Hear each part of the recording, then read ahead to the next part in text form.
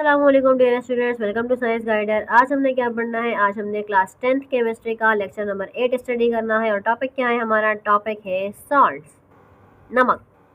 ठीक है, तो प्रीवियस क्लास हमने क्या पढ़ा था? प्रीवियस क्लास हमने पीएच का कॉन्सेप्ट सीखा था, पीओएच का कॉन्सेप्ट सीखा था, फिर हमने इंडिकेटर्स पढ़े थे, बफर सोल्यूशन के बारे में थोड़ा बहुत पढ़ा था और हमने ये बात पढ़ी थी कि पीएच को क्यों इस्तेमाल करते हैं किसी भी सब्सटेंस की एसिडिक या बेसिक नेचर को मालूम करने के लिए। ठीक है, और पीएच स्केल क्या होता है ये भी हमने पढ़ा था, किस रेंज में होता है 0 से 14। फिर 0 से 14 में एसिडिक रेंज कौन सी होती है? 0 से लेकर 6 तक। न्यूट्रल कौन सी होती है? 7। और बेसिक कौन सी होती है? 8 से लेकर 14 तक। क्लियर हो गई बात? तो हमने कंप्लीट पिछली क्लास में पीएच का टॉपिक स्टडी किया था। स्टडी करना है वो है हमारे पास सॉल्ट्स। अब सॉल्ट्स क्या होते हैं? यानी नमक। सॉल्ट के फिर हमें 4 टॉपिक स्टडी करने हैं। कौन कौन से? Preparation of salt, types of salt, uses of salt and properties of salt. हम वन बाय वन सबको स्टडी करते हैं। पहले हम ये जान लेते हैं कि सॉल्ट किसको कहते हैं, नमक किसको कहते हैं। ठीक है, हर नमक खाने वाला नहीं होता। ठीक है, हर सब्सटेंस नमक जैसी प्रॉपर्टीज रखने वाला नमक कहला सकता है। सॉल्ट्स क्या होते हैं? तो देखो, हम इसको दो तरह से डिफाइन कर सकते हैं, दोनों डेफिनेशन हम पढ़ेंगे। Salts are ionic compound generally form by the neutralization of an acid with a base. अगर आपको याद हो तो हमने बैलेंसिंग ऑफ न्यूट्रलाइजेशन रिएक्शन वाला जो टॉपिक पढ़ा था उसमें हमने सबसे पहले न्यूट्रलाइजेशन रिएक्शन की डेफिनेशन पढ़ी थी और डेफिनेशन क्या थी कि जब भी एसिड और बेस का रिएक्शन होता है तो हमेशा क्या बनता है? नमक और पानी बनता है। ठीक है, तो यहाँ वही बात लिखी हुई है कि सॉल्ट क्या होता है? एक आयोनिक कंपाउंड होता है और किसकी वजह से बनता है? एसिड और बेस की न्यूट्रलाइजेशन की वजह से बनता है। जैसे कि आप यहाँ पे एग्जांपल देख सकते हो कि जब भी एसिड बेस का रिएक्शन होगा तो क्या बनेगा? Salt and water. तो सॉल्ट क्या होता है? एक आयोनिक कंपाउंड होता है। ठीक है, तो देखो HCl आपका क्या है? एसिड है। NaOH क्या है? बेस है। जब इनका रिएक्शन होगा तो क्या बनेगा? NaCl जो कि सॉल्ट कहलाता है, खाने वाला सॉल्ट जब इस्तेमाल करते हैं, सोडियम क्लोराइड।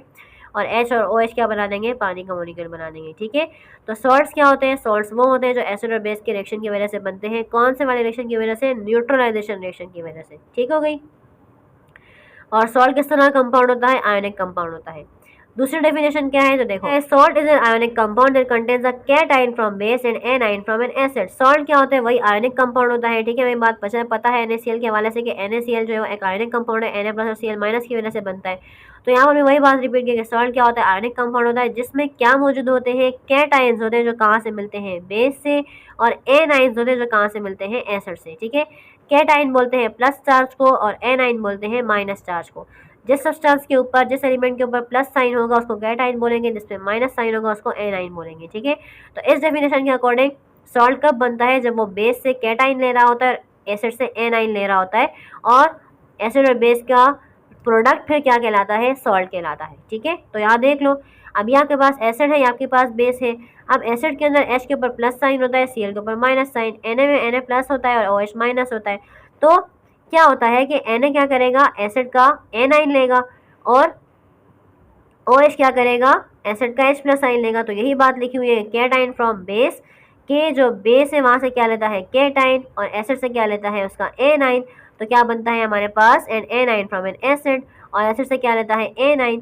तो एनाइन लेता है cation from base and anion from acid, और उनके रिएक्शन की वजह से क्या बनता है? सॉल्ट बनता है। ठीक है, यहाँ सिर्फ सॉल्ट को डिफाइन किया बच्चों। देखो, Na के ऊपर क्या साइन है? प्लस, और Cl के ऊपर क्या साइन है? माइनस। लेकिन Cl- किसका हिस्सा है? एसिड का। Na+ किसका हिस्सा है? बेस का। तो कैटाइन फ्रॉम एन एसिड और एनाइन फ्रॉम अ बेस, और as a result the formation of salt possible. ठीक है, यानी सॉल्ट एक आयोनिक कंपाउंड है, देख सकते हो प्लस और माइनस का चार्ज मौजूद है इसके ऊपर। और ये कैसे बनता है? जब कैटाइन बेस से रिलीज होता है और एनाइन एसिड से रिलीज होता है। तो इसीलिए एसिड बेस के कैटाइन और एनाइन का प्रोडक्ट क्या कहलाता है? सॉल्ट कहलाता है। क्लियर हो गई ये बात? ओके, अब आते हैं हम एग्जाम्पल्स के ऊपर कि सॉल्ट्स कौन कौन से होते हैं। तो देखो, NaCl ये वो सॉल्ट है जिसको हम खाने के लिए इस्तेमाल करते हैं, कॉमन सॉल्ट जिसको टेबल सॉल्ट भी बोलते हैं, सोडियम क्लोराइड इसका नाम है। इसके अलावा बाकी ये सारे भी सॉल्ट्स हैं, लेकिन ये सॉल्ट जैसी प्रॉपर्टी रखने की वजह से सॉल्ट कहलाते हैं, ये खाने वाले सॉल्ट नहीं है। ठीक है, KCl भी एक सॉल्ट है, K2SO4 भी एक सॉल्ट है, इसके अलावा CaNO3out2 भी एक सॉल्ट है, ZnSO4 भी एक सॉल्ट है, Ca3PO4out2 भी एक सॉल्ट है, CH3COOAg भी एक सॉल्ट है। क्लियर हो गई ये बात? ओके, अब देखो, हमारे पास जो नेक्स्ट टॉपिक स्टार्ट हो रहा है वो है प्रिपरेशन ऑफ सॉल्ट। हमने ये बात तो सीख ली कि सॉल्ट किसको बोलते हैं। अब हमने ये सीखना है कि सॉल्ट की प्रिपरेशन कैसे होती है, सॉल्ट को तैयार कैसे किया जाता है लैब में। तो देखिए भाई, salts are produce by the action of an acid on metal. Salt को बनाने के मुख्तलिफ तरीके हैं, या तो हम एसिड के साथ मेटल का रिएक्शन करवा कर भी सॉल्ट बना सकते हैं, मेटल ऑक्साइड्स के साथ भी बना सकते हैं, मेटल के हाइड्रोक्साइड के साथ भी सॉल्ट बना सकते हैं, एसिड का रिएक्शन मेटल कार्बोनेट से करके भी सॉल्ट बना सकते हैं और मेटल बाइकार्बोनेट से भी रिएक्शन करके सॉल्ट बना सकते हैं। यानी सॉल्ट बनाने के बहुत सारे तरीके हैं। एसिड को मेटल के साथ रिएक्शन करवा के भी बना सकते हैं, एसिड के नॉन मेटल के साथ, मेटालॉइड के साथ, वगैरह वगैरह। ठीक है, अब देखो आगे क्या लिखा हुआ है, सॉल्ट्स में भी वाटर सोल्यूबल। अब जो सॉल्ट्स होते हैं वो पानी में हल हो भी सकते हैं और पानी में हल नहीं भी हो सकते। वो सॉल्ट भी है जो पानी में मुकम्मल तौर पे हल हो जाते हैं और वो सॉल्ट भी जो पानी में मुकम्मल तौर पे हल नहीं होते। The method use for this preparation depends on their solubility. तो इसीलिए जब हम लोग जब भी सॉल्ट बनाते हैं तो हम उसकी सॉल्युबिलिटी को देखते हुए सॉल्ट्स को बनाते हैं। यानी सॉल्ट किस हद तक डिजोल्व हो सकता है तो उसकी सॉल्युबिलिटी को, सॉल्युबिलिटी का मतलब होता है कि कोई भी सॉल्यूट किसी भी सॉल्वेंट के अंदर किस हद तक हल हो सकता है, वह सॉल्युबिलिटी कहलाती है। तो यानी हम सॉल्ट की सॉल्युबिलिटी को देखते हुए उसको प्रिपेयर करते हैं। ठीक है, अब देखो जैसे हमने भी पीछे बात की कि सॉल्ट किस तरह से बनते हैं, डिफरेंट तरीकों से बनते हैं। एसिड के साथ अगर मेटल का रिएक्शन करवाएं तब भी बन सकते हैं, डिफरेंट तरीके से बना सकते हैं। और वो हम किस तरह से बनाते हैं वो डिपेंड करते हैं सॉल्ट की सॉल्युबिलिटी के ऊपर, क्योंकि सॉल्ट सोल्यूबल भी होते हैं और इनसोल्यूबल भी होते हैं। अब हमने क्या पढ़ना है, there are 5 general methods for the preparation of salt. अब सॉल्ट बनाने के लिए आमतौर पर 5 मेथड्स का इस्तेमाल किया जाता है। 4 मेथड्स के जरिए हमारे पास सोल्यूबल सॉल्ट्स बनते हैं और एक मेथड के जरिए हमारे पास इनसोल्यूबल सॉल्ट बनते हैं। अब one by one preparation of salt discuss करते हैं कि सॉल्ट को कैसे बनाया जाता है, फिर सोल्यूबल सॉल्ट किस तरह से बनाए जाते हैं और इनसोल्यूबल सॉल्ट किस तरह बनाए जाते हैं। ठीक है, अब देखो सोल्यूबल सॉल्ट बनाने के लिए 4 मेथड्स को इस्तेमाल किया जाता है और एक मेथड के जरिए इनसोल्यूबल सॉल्ट बनता है। ठीक है, तो हम पढ़ते हैं सोल्यूबल सॉल्ट कैसे बनाते हैं। Soluble salt are often prepared in water. Soluble salts को ज़्यादातर पानी में ही बनाया जाता है। ठीक है, यानी सोल्यूशन या सॉल्वेंट हम पानी इस्तेमाल करते हैं ज़्यादातर। फॉर एग्जाम्पल अब कौन सा मेथड यूज़ करते हैं, किस किस मेथड के जरिए हमें सोल्यूबल सॉल्ट मिलते हैं। तो देखो bye the action of an acid and metal, जब हम किसी भी एसिड का मेटल के साथ रिएक्शन करवाते हैं तो हमें क्या मिलता है, सॉल्ट मिलता है। देखो देखो HCl हमारे पास एसिड है, Mg क्या है, एक मेटल है मैग्नीशियम। एसिड का रिएक्शन करवाएंगे मेटल के साथ तो क्या बनेगा, MgCl2, ये एक सॉल्ट है। ठीक है, और साथ में हाइड्रोजन गैस रिलीज होगी। ये कहलाता है सिंगल या डायरेक्ट डिस्प्लेसमेंट रिएक्शन। डिस्प्लेसमेंट को बोलते हैं जगह लेना। ठीक है, डायरेक्ट या सिंगल से बना दे कि एक साइड से कोई दूसरा सब्सटेंस जगह ले रहा है तो उसको बोलते हैं सिंगल डिस्प्लेसमेंट। तो देखो Mg ने यहाँ से एक ही एलिमेंट रिप्लेस किया है ना, MgCl के साथ लेके निकल गया तो एक ही एलिमेंट को रिप्लेस करे, इसको बोलते हैं सिंगल डिस्प्लेसमेंट। ठीक है, दूसरा मेथड क्या है, by the reaction of an acid and base. Acid और बेस की रिएक्शन से भी क्या बनता है, सॉल्ट। और हमें पता है कौन सा रिएक्शन कहलाता है, न्यूट्रलाइजेशन रिएक्शन। HCl और NaOH बहुत कॉमन एग्जाम्पल जो हम शुरू से पढ़ते हुए आ रहे हैं। जब भी एसिड और बेस का रिएक्शन होगा तो क्या बनेगा, salt and water. Third method कौन सा है, by the reaction of an acid and metallic oxide, कि हम किसी भी एसिड का रिएक्शन करवाएं किसी भी मेटल के ऑक्साइड के साथ। एग्जाम्पल के तौर पर H2SO4 एक एसिड है, CuO मेटल का ऑक्साइड है। जब इनका रिएक्शन होगा तब भी हमारे पास क्या बनेगा, सॉल्ट। CuSO4 भी क्या है, एक सॉल्ट है और साथ में पानी का मॉलिक्यूल बनेगा। ठीक है, अब यहाँ क्या लिखा हुआ है, mostly insoluble metallic oxides react with dilute acids. क्या मोस्टली जो है इनसोल्यूबल मेटालिक ऑक्साइड्स को यूज़ करते हैं डाइल्यूटेड एसिड्स के साथ ताकि हमें सॉल्ट मिल सके। ठीक है, इसके बाद चौथा मेथड क्या है, by the reaction of an acid and carbonate. हम एसिड को किसी भी कार्बोनेट के साथ रिएक्शन करवा कर भी सॉल्ट बना सकते हैं। कार्बोनेट क्या होते हैं, CO3। जिस सब्सटेंस में CO3 लगा होगा वो कार्बोनेट कहलाता है। ठीक है, तो देखो हमारे पास ये एसिड है HNO3 डाइल्यूट एसिड है, इसका रिएक्शन करवा रहे हैं हम Na2CO3 के साथ, ये क्या कहलाता है, सोडियम कार्बोनेट। तो कार्बोनेट का भी जब एसिड से रिएक्शन होगा डाइल्यूट एसिड से तब भी क्या बनेगा हमारे पास, सोडियम नाइट्रेट सॉल्ट ही बनेगा, ये भी सॉल्ट कहलाता है। ठीक है, और साथ में वाटर मॉलिक्यूल बनेगा, साथ में कार्बन डाइऑक्साइड गैस भी रिलीज होगी। तो समझ में आए, यहाँ क्या लिखा हुआ है, देखो dilute acid react with metallic carbonates. Dilute acid react करता है मेटालिक कार्बोनेट के साथ, हमें क्या बना कर देता है, सॉल्ट बना कर देता है। तो ये तो देखो 4 मेथड जिनके जरिए हम सोल्यूबल सॉल्ट्स को बनाते हैं। अब एक लास्ट मेथड है जिसमें हम इनसोल्यूबल सॉल्ट बनाते हैं। ठीक है, अब एक जो मेथड है वो कौन सा मेथड है जिसके जरिए हमें इनसोल्यूबल सॉल्ट मिलते हैं। तो देखो in this method usually soluble salts are mixed. अब जब हम इनसोल्यूबल सॉल्ट्स को बनाते हैं, यानी जब वो मेथड जिसके जरिए इनसोल्यूबल सॉल्ट्स हमें मिलते हैं, उस मेथड में बेसिकली होता क्या है कि सोल्यूबल सॉल्ट्स जो होते हैं ना वो मिक्स हो जाते हैं। One is soluble. अब वो कैसे मिक्स होते हैं कि उसमें एक तो सोल्यूबल होता है यानी एक हल हुआ होता है, लेकिन दूसरा इनसोल्यूबल होता है यानी वो सॉलिड में होता है, वो नीचे बैठ जाता है। तो जो इनसोल्यूबल होता है, जो सॉलिड फॉर्म में नीचे बैठ जाता है, उसको हम फिर अलग करते हैं। कैसे करते हैं, प्रेसिपिटेट आउट। हम उस सोल्यूशन को फिल्टर कर देते हैं। जब फिल्टर करते हैं तो वो छलनी पे ऊपर हमारे पास सॉलिड रह जाता है, उसको बोलते हैं प्रेसिपिटेट। जो अनडिजॉल्व पार्टिकल्स होते हैं वो प्रेसिपिटेट्स कहलाते हैं। ठीक है, डिफरेंट तरह के होते हैं प्रेसिपिटेट्स। ठीक है, इनसोल्यूबल सॉल्ट जो होता है, जो सॉल्ट वाटर में डिजॉल्व नहीं हुआ होता तो फिर उसको हम फिल्टर करके अलग निकाल लेते हैं। सही है, अब इनसोल्यूबल सॉल्ट्स कौन कौन से होते हैं, कैसे बनते हैं, तो देखो AgNO3 एक सिल्वर नाइट्रेट है, इसका रिएक्शन करवा रहे हैं एसिड के साथ NaCl के साथ, तो क्या बनेगा NaNO3 सॉल्ट और साथ में क्या बनेगा AgCl। अब ये तो हमारे पास जो बना वो सॉल्ट है। अब ये सोल्यूबल सॉल्ट है या इनसोल्यूबल सॉल्ट है। ठीक है, सोल्यूबल सॉल्ट तो हम आराम से कर सकते हैं, निकाल सकते हैं। इनसोल्यूबल सॉल्ट को क्या करेंगे, इनसोल्यूबल सॉल्ट हमारे पास सोल्यूबल में तो पानी में हल हुआ है ना, इनसोल्यूबल जो नीचे अनडिजॉल्व पार्टिकल जो नीचे बैठे हैं उसको कैसे अलग करेंगे, फिल्टर करके, प्रेसिपिटेट उसके अलग कर देंगे, अनडिजॉल्व पार्टिकल अलग कर देंगे ड्राई करने के बाद, ठीक है। एक दूसरी एग्जांपल देख लो, सोडियम कार्बोनेट और CuSO4। अब ये क्या है, हमारे पास एसिड है, ये हमारे पास क्या है, बेस है, इनका रिएक्शन होगा तो क्या बनेगा, CuCO3 और साथ में Na2SO4। Na2SO4 भी क्या है, सॉल्ट है, लेकिन साथ में ये इनसोल्यूबल सॉल्ट बन रहा है, तो इनसोल्यूबल सॉल्ट को भी हम फिल्टर करके अलग कर देंगे, समझ आई। तो जो इनसोल्यूबल सॉल्ट है बेसिकली वो मिक्सचर होता है सोल्यूबल और इनसोल्यूबल सॉल्ट का, तो उसमें हम इनसोल्यूबल सॉल्ट को फिल्टर करके प्रेसिपिटेट आउट कर देते हैं, निकाल देते हैं, और सोल्यूबल सॉल्ट हमें मिल जाता है। और सोल्यूबल सॉल्ट इस केस में कौन सा मिलता है, NaNO3, और इस केस में कौन सा मिलता है, Na2SO4, ठीक है। होप सो कि आपको प्रिपरेशन सारी समझ में आई होगी कि हम सॉल्ट को किस तरह से बनाते हैं और कितने मेथड्स को यूज़ किया जाता है। 5 मेथड्स को यूज़ करते हैं, और 5 मेथड को यूज़ करते हुए 4 मेथड से हमें सोल्यूबल सॉल्ट्स मिलते हैं और 1 मेथड से हमें इनसोल्यूबल सॉल्ट मिलता है। क्लियर हो गई ये बात, ओके। अब जो हमारे पास टॉपिक नंबर 3 है वो क्या है, टाइप्स ऑफ सॉल्ट के। तो सॉल्ट के कितने टाइप्स होते हैं, तो भाई सॉल्ट के 6 टाइप्स होते हैं, कौन कौन से, acidic salt, basic salt, normal salt, neutral salt, normal या न्यूट्रल सॉल्ट एक ही है, ठीक है, नॉर्मल भी कह सकते हैं इसको, न्यूट्रल सॉल्ट भी कह सकते हैं, mix salt, double salt, complex salt, ठीक है। सॉल्ट 6 तरह के होते हैं, एसिडिक भी होता है, बेसिक भी होता है, न्यूट्रल या नॉर्मल भी होता है, डबल सॉल्ट भी होता है, मिक्स सॉल्ट भी होते हैं, कॉम्प्लेक्स सॉल्ट। में 1 बाय 1 तमाम टाइप्स को स्टडी करते हैं कि एसिडिक किसको बोलते हैं, एसिडिक सॉल्ट कैसा होता है, बेसिक कैसा होता है, वगैरह वगैरह, ठीक है। हमारे पास जो एसिडिक सॉल्ट है, पहली बात तो ये देखो, ये बात ध्यान में रखना कि एसिडिक सॉल्ट से क्या मुराद है कि वो एसिडिक नेचर का होता है, ठीक है, उसके पास हाइड्रोजन होते हैं। तो देखो इसकी डेफिनेशन क्या है, salt which are form by the partial neutralization of an acid by a base. जब एसिड और बेस की पार्शियल न्यूट्रलाइजेशन होती है, देखो पार्शियल लफ्ज का मतलब होता है हाफ, ठीक है, यानी नामुकम्मल। जब एसिड और बेस आधे आधे आयोनाइज होते हैं, यानी आधे आधे न्यूट्रलाइज होते हैं, मुकम्मल तौर पर न्यूट्रलाइज नहीं होते, हाफ ऑफ न्यूट्रलाइज होते हैं। तो जब एसिड और बेस का रिएक्शन, एसिड जो है वो बेस के जरिए हाफ न्यूट्रलाइज होगा, तो उसके चक्कर में क्या बनेगा, जो सॉल्ट बनेगा वो एसिडिक सॉल्ट कहलाएगा और उसकी एसिडिक नेचर होगी, इसीलिए वो एसिडिक सॉल्ट कहलाएगा, ठीक है। तो देखो positive metal ion also replace partial hydrogen ion. अब इसमें क्या होता है कि जो आपके पास बेस होती है वो क्या काम करती है, पॉजिटिव मेटल आयन जो है वो रिप्लेस होते हैं आपके पार्शियल हाइड्रोजन आयन से, यानी यहाँ जो जाहिर सी बात है यहाँ पर कम हाइड्रोजन आयन रिप्लेस हुआ बेस के जरिए, इसीलिए जो है वो क्या कहलाएगा, एसिडिक सॉल्ट कहलाएगा, और इसमें एसिडिक नेचर ज़्यादा होगी, ठीक है। They are acidic in nature, ये एसिडिक नेचर के होते हैं, और इनकी पीएच क्या होगी, क्योंकि मैंने ये बात पीछे पढ़ ली थी पिछले वाले टॉपिक में, जब ये एसिडिक नेचर के होते हैं इसका मतलब पीएच क्या होगी, लेस देन 7 होगी, ठीक है। इसके हम एग्जाम्पल भी देख लेते हैं एसिडिक सॉल्ट की। तो देखो ये हमारे पास बेस है, ये हमारे पास एसिड है, तो यहाँ से तो पानी निकल जाएगा H2O का, ठीक है। बाकी जो पीछे बचेगा Na2SO4, ये क्या है, NHSO4, ये आपका क्या होगा, ये आपका होगा हमारे पास एसिडिक सॉल्ट, ठीक है। तो एसिडिक सॉल्ट कौन सा होता है, जिसमें एसिड की बेस के जरिए हाफ न्यूट्रलाइजेशन होती है, जब भी हमारे पास हाफ H+ आयंस बनते हैं, और साथ में क्या होता है, इनकी हाइड्रोजन, इनके पास हाइड्रोजन होने की वजह से क्या होती है, इनकी एसिडिक नेचर होती है, और इसकी वजह से इनकी पीएच भी क्या होती है, लेस देन 7 होती है, ठीक है। देखो बेसिक सॉल्ट में क्या होगा, वो सॉल्ट जिनकी बेसिक नेचर होगी, यानी इनके पास OH आयंस होंगे, ठीक है।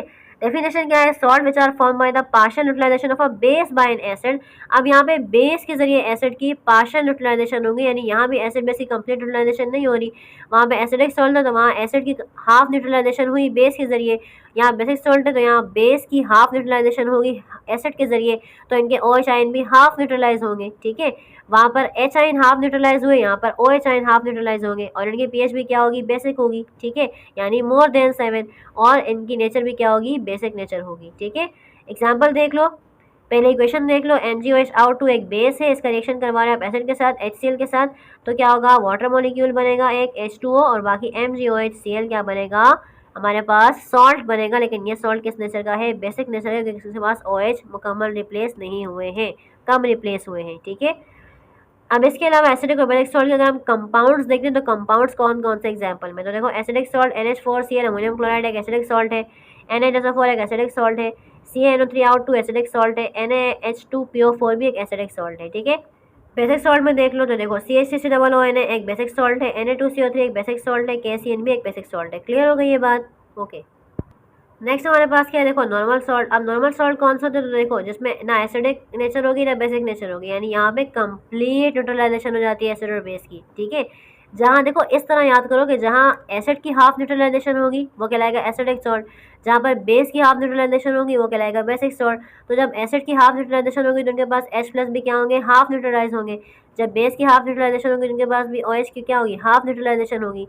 तो एसिडिक सॉल्ट की pH भी क्या होगी, एसिडिक होगी यानी मोर देन लेस देन 7। और बेसिक सॉल्ट की क्या होगी, हाई pH होगी, बेसिक pH होगी यानी मोर देन 7। ठीक है, इस तरह से याद करो। नॉर्मल सॉल्ट में क्या होता है, यानी न्यूट्रल सॉल्ट, यानी वो सॉल्ट जिसमें ना एसिडिक होगी ना बेसिक पीएच होगी, यानी क्या होगा यहाँ पे कंप्लीट यूटिलाइजेशन होगी एसिड एंड बेस की।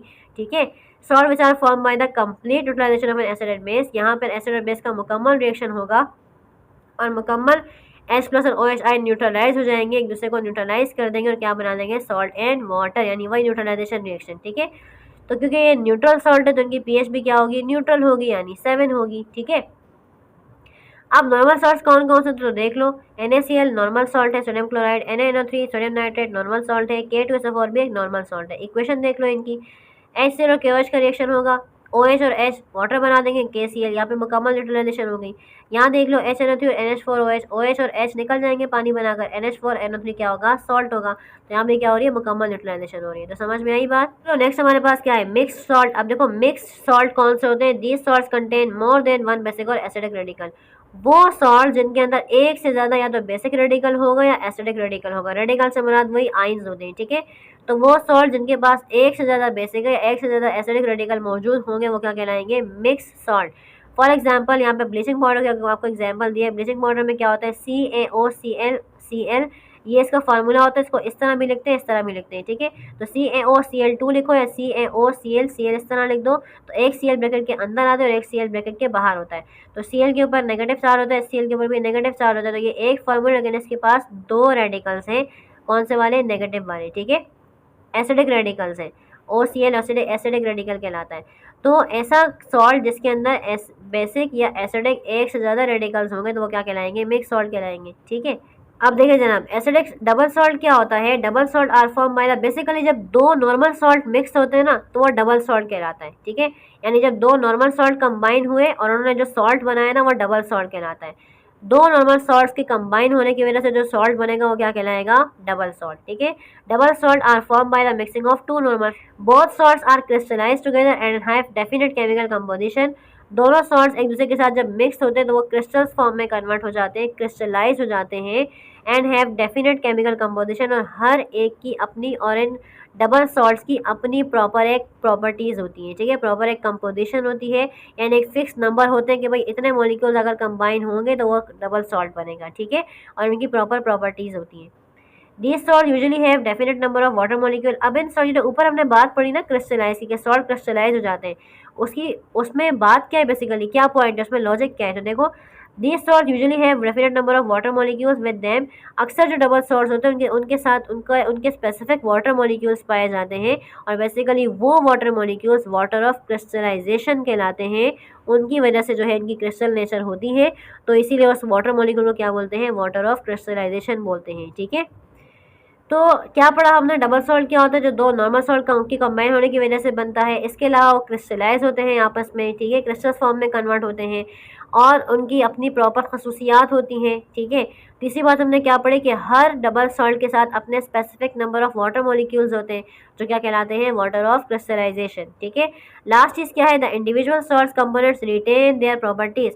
अब जो भी सॉल्ट कंबाइन हुआ है ना उसकी अपनी प्रॉपर्टीज़ रिटेन रहती हैं, यानी बरकरार रहती हैं, उनकी अपनी प्रॉपर्टीज़ ख़त्म नहीं होती। ठीक है, एग्जाम्पल्स देख लेते हैं डबल सॉल्ट की। तो देखो, पोटैश एलम बहुत कॉमन एग्जाम्पल है, इसको हम फिटकड़ी के नाम से जानते हैं। इसको पानी की सफाई करने के लिए यूज़ किया जाता है। वाइट कलर का क्रिस्टल होता है। ठीक है, वाइट कलर का सॉल्ट होता है। इसका देखो हमारे पास फार्मूला होता है K2SO4.L2SO4R3.24H2। यहाँ पर भी दो सॉल्ट मिक्स हुए, ये भी एक प्रॉपर सॉल्ट है, ये भी प्रॉपर सॉल्ट है। दो नॉर्मल सॉल्ट्स के मिक्स होने की वजह से जो सॉल्ट बना वो क्या कहलाएगा, डबल सॉल्ट। और ये देखो water of molecule, water of crystallization. ठीक है, नेक्स्ट देख लो मोहर सॉल्ट। इसका फार्मूला होता है FeSO4 NH4 SO4.6H2O। ठीक है, तो ये भी दो नॉर्मल सॉल्ट्स का मिक्सचर और साथ में वाटर ऑफ क्रिस्टलाइजेशन है, स्पेसिफिक वाटर मॉलिक्यूल्स है। फेरिक एलम देख लो, K2SO4.Fe2SO4R3.24H2O। Chrome alum K2SO4.Cr2SO4R3.24H2O। Carnallite KCl.MgCl2.6H2O। तो डबल सॉल्ट क्या होता है, जो दो नॉर्मल सॉल्ट्स की कॉम्बिनेशन की वजह से बनते हैं और जिनमें अपने प्रॉपर वाटर मॉलिक्यूल्स होते हैं, जो क्या कहलाते हैं, वाटर ऑफ क्रिस्टलाइजेशन, और ये क्रिस्टल नेचर के ही होते हैं, ठीक है, क्रिस्टल फॉर्म में होते हैं। शाइन करते हैं, ये इसलिए शाइन करते हैं कि इनमें वाटर मॉलिक्यूल पाया जाता है, वो थोड़ा ड्राई फॉर्म में पाया जाता है, इसीलिए वो शाइन करते हैं पानी के मॉलिक्यूल्स की वजह से, ठीक है। और हर एक के अंदर पानी के मॉलिक्यूल की एक फिक्स्ड कंपोजिशन होती है। जैसे देखो, पोटेशियम में 24 पानी के मॉलिक्यूल्स हैं, इस वाले में 6 है, इसके 24 है, इसके 24 है, तो हर एक की अपनी पानी की कंपोजिशन फिक्स्ड होती है, ठीक है। और इनकी अपनी प्रॉपर केमिकल प्रॉपर्टीज़ होती है डबल सॉल्ट्स की, और इन डबल सॉल्ट्स के अंदर हर जो एक नॉर्मल सॉल्ट है उसकी भी अपनी प्रॉपर्टी बरकरार रहती है, वो ख़त्म नहीं होती है। क्लियर हो गया यहाँ तक। लास्ट हमारे पास के कॉम्प्लेक्स सॉल्ट। कॉम्प्लेक्स जैसे कि नाम से समझ आ रहा है, कोई कॉम्प्लेक्स चीज़, थोड़ी मुश्किल स्ट्रक्चर वाली चीज़, जिसमें स्ट्रक्चर जो है वो थोड़ा कॉम्प्लेक्स होता है, यानी थोड़ा उलझा हुआ होता है, ये कह सकते हो। कॉम्प्लेक्स सॉल्ट किसको बोलते हैं? A salt that has a metal ion as a centre and various other complex ion attached to this metal forms a complex salt. Complex salt, complex नाम यूज स्ट्रक्चर के लिए इस्तेमाल करते हैं जो थोड़ा सा कॉम्प्लिकेटेड होता है, थोड़ा उलझा हुआ होता है, ठीक है। तो वो सॉल्ट जिसमें क्या हो, एक मेटल आयन मौजूद हो सेंटर में, और उसके साथ बहुत सारे और आयन्स मौजूद हो जिन्होंने उसको घेरा हुआ हो, तो इस तरह का सॉल्ट क्या कहलाएगा? वो कहलाएगा कॉम्प्लेक्स सॉल्ट। इसको कोऑर्डिनेशन कॉम्प्लेक्स भी बोलते हैं, ठीक है। Complex salt on dissociation provides a simple cation and complex A9 और वाइस वर्सा। जब भी कॉम्प्लेक्स सॉल्ट ब्रेक होता है, डिसोसिएट होता है अपने आयन्स में, तो वो हमेशा एक सिंपल कैटाइन बनाता है और एक कॉम्प्लेक्स एनाइन बनाता है, वगैरह वगैरह, ठीक है। कॉम्प्लेक्स सॉल्ट किसको बोलते हैं? जिसमें एक मेटल आयन को बहुत सारे और आयन्स ने घेरा हुआ हो, वो कहलाता है कॉम्प्लेक्स सॉल्ट, या कोऑर्डिनेशन कॉम्प्लेक्स भी बोलते हैं उसको, ठीक है। और यह सॉल्ट जब ब्रेक होता है ना, जब डिसोसिएट होता है अपने आयन्स में, तो वह सिंपल कैटाइन बनाता है और कॉम्प्लेक्स एनाइन बनाता है, ठीक है, यानी प्लस और माइनस साइन। तो देखो एग्जाम्पल देख लेते हैं अब इनकी। तो देखो एग्जाम्पल में एक तो डबल सॉल्ट आपके पास ये रहा, के स्क्वायर ब्रैकेट AG फिर small bracket CN out two फिर स्क्वायर ब्रैकेट। तो इसमें मेटल आपका CN है, CN को AG ने भी घेरा हुआ है और पोटेशियम ने भी घेरा हुआ है, ठीक है। तो कॉम्प्लेक्स सॉल्ट ऐसा जिसमें एक मेटल आयन को बहुत सारे आयन्स ने घेरा हुआ हो, तो उसको क्या बोलते हैं? Complex salt. अब इसका दूसरा देख लो, K4 square bracket FE small bracket CN out 6 square bracket, इसका नाम है पोटेशियम फेरोसाइनाइड। अब ये जो बात हमने यहाँ पढ़ी ना कि डिसोसिएट होने पर सिंपल कैटाइन और मुश्किल एनाइन देते हैं, तो वो बात हम यहाँ पे समझते हैं, ठीक है, इस वाले सॉल्ट में। तो देखो जब पोटेशियम फेरोसाइनाइड आयोनाइज होता है ना, तो ये क्या देता है? ये सिंपल कैटाइन बनाता है, कौन सा? K प्लस का। सिर्फ K प्लस बनाएगा तो ये सिंपल कैटाइन है, और बाकी पूरा जो है FeCN आउट 6 ये पूरा एनाइन होता है। तो ये सिंपल एनाइन नहीं है, एक कॉम्प्लेक्स एनाइन है। बात समझ आई? ठीक है। होप्स हो कि आपको पूरा टॉपिक क्लियर हुआ होगा, सॉल्ट क्या है वो क्लियर हुआ होगा, प्रिपरेशन कैसे करते हैं सॉल्ट की वो क्लियर हुआ होगा, और टाइप्स ऑफ सॉल्ट क्या है और किस टाइप ऑफ सॉल्ट का क्या मतलब है, और टाइप्स ऑफ सॉल्ट कितने होते हैं, फिर एसिडिक सॉल्ट क्या होता है, बेसिक सॉल्ट क्या होता है, न्यूट्रल सॉल्ट क्या होता है, तमाम टाइप्स होप्स हो कि आपको समझ में आई होगी। फिर भी कुछ रह गया और समझ में ना आया हो तो आप मुझसे कमेंट सेक्शन में पूछ सकते हैं, ठीक है। वीडियो पसंद आई है तो इसको लाइक करें, शेयर करें, चैनल को सब्सक्राइब कर दें। इंशाल्लाह नेक्स्ट क्लास में जो मजीद 2 टॉपिक हमारे रहते हैं, uses of salt and properties of salt, वो स्टडी करेंगे। तब तक के लिए अपना बहुत सारा ख्याल रखेगा। अल्लाह हाफिज़ नासिर।